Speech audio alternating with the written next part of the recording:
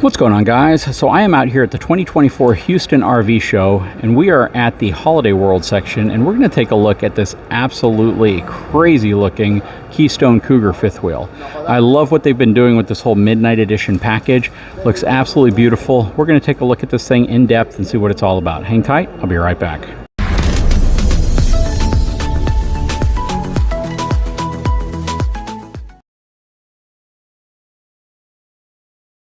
Let's start by taking a look at the numbers on this unit. So it's going to have a gross vehicle weight rating of 13,750 pounds, a dry weight of 11,310 pounds, and a cargo capacity of 2,380 pounds. It's going to ride on 16-inch E-rated tires, and it's going to have twin 6,000-pound axles. So the numbers actually work out pretty dang good. I know some folks are going to say, well, why don't the axles support all the weight? Well, that's because the back of your truck supports about 15% of that weight. Anyways, let's go ahead and hop inside of this unit. We may come and take a look at some of this other stuff, but I think most people are really interested in seeing what the inside's all about. Before we step inside though, let's take a look at the tires and suspension. I love the blacked out wheels. I love the road armor suspension. I wish it had heavy duty shackle straps and greasable wet bolts, which it does not. I like the Goodyear Endurance tires. So they're doing some things that I really like and some things that I wish they do a little bit different. It has a reinforced shackle hangers, and it has a boxed section underneath the main, looks like a 10-inch I-beam frame. I see a rack and pinion slide back there. I'm not sure if the other slide is rack and pinion, but we can always check. This unit is going to have 440 watts of solar on the roof, and this is also going to be the Cougar 320 RDS. I like the Moride safety rail that they have in place already. I like the frameless windows. They also look really good on this unit, especially with this midnight package. Okay, stepping inside, kind of panning around a little bit so you can see what's going on. I really like this Furrion side-by-side refrigerator. I like the microwave, and just everything looks really good right here. I love the solid surface countertop and this whole island. So basically the kitchen and all of this is on one long super slide. When it comes in, it overlaps this area, but it gives you a wonderful looking island. Great spot for a coffee maker right here. A lot of really nice cabinets all the way around. I love the glass inserts, plus some storage right here. Price on this unit from an MSRP perspective, not the show perspective, $107,459. This of course has full body paint, which is part of this, and they give you a discount to $0 on that. This is really cool. Nice cabinetry, soft closing cabinets, magnetic holds, which I really like. Nice pantry space in here. Coming around this way, a lot of nice countertop space, dual basin stainless steel sink, nice upgraded faucet sprayer right here. This is an absolutely fantastic kitchen space. I love what they've done. I love the fact that they have drawers and everything conveniently stowed and hidden. They're not soft closing. The only challenge I would have with this is that if your slide is in and you're packing your RV up to leave, you would not be able to access these drawers because the slide would be blocking them.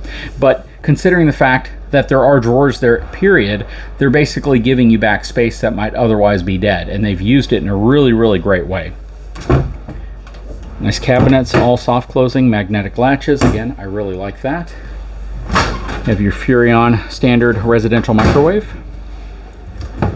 More storage up here. That could also be a good spot for a coffee maker, or even right here, but I think ideally that's the best spot. All right, big window right here. Coming around, check out this living room. Now I filmed a Montana that had a very similar floor plan to this, but they've done a really good job considering the Cougar is a smaller, lighter model. Check out this sofa. This is absolutely an amazing looking sectional. Check this out. I mean, you have seating for 1, 2, 3, small kid, 4, 5. So 5.5 people could fit here. This is just wonderful. This space is huge, and because they put this smaller slide right here, it gives you this huge floor area right here. Really nice, especially if you have like kiddos on sleeping bags or a futon down here. You have your freestanding dinette, windows surrounding it. You can seat 4 people there. You have a televator up here, so the TV does drop down if you don't want to have it up, so you can look out. Huge panoramic fireplace. Really, really nice storage in here. I mean, this is just done really well. They've done a lot of great things with the interior of this RV. I love how it's executed. This, in my opinion, would probably be best to show if I was handing out my best to show stickers, which I didn't pack with me this time. All right, let's take a look up here. All right, so check out the bathroom area. 2-piece shower. This is just basically a way of saving a little bit of money so they can reinvest it in things like an awesome living room.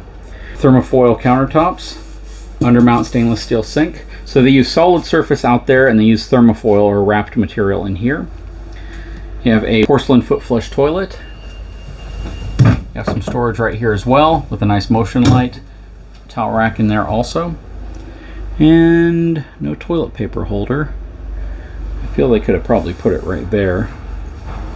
Stepping into the master bedroom. King size bed. Now, this is one area that is a little disappointing to me because the headboard gives it a very, very kind of a sterile feel to it. And I really wish there was a little more warmth to this space.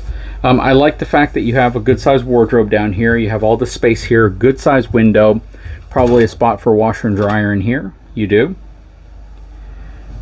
And once we open up this door, you have a good sized closet. So it's a really good sized closet, but I do wish that they would have done something a little different here. I don't know really what, maybe put like a padded headboard, something here, but for some reason this is just taking away from this room a little bit, in my opinion. I don't know. What do you guys think? Of course, you're gonna have some storage underneath the bed as well. Quite a bit of storage, to be honest. Air conditioning unit up here, as well as one air conditioning unit back there. So you have 2 AC units in here. But overall, I really like the floor plan. I think it's a very, very good execution on a floor plan that you can get in a much larger fifth wheel, but you get in a smaller, lighter package. And in my opinion, this is something you could tow behind a properly equipped with high payload package 3/4 ton. But generally, I would recommend like a 1-ton single rear wheel truck.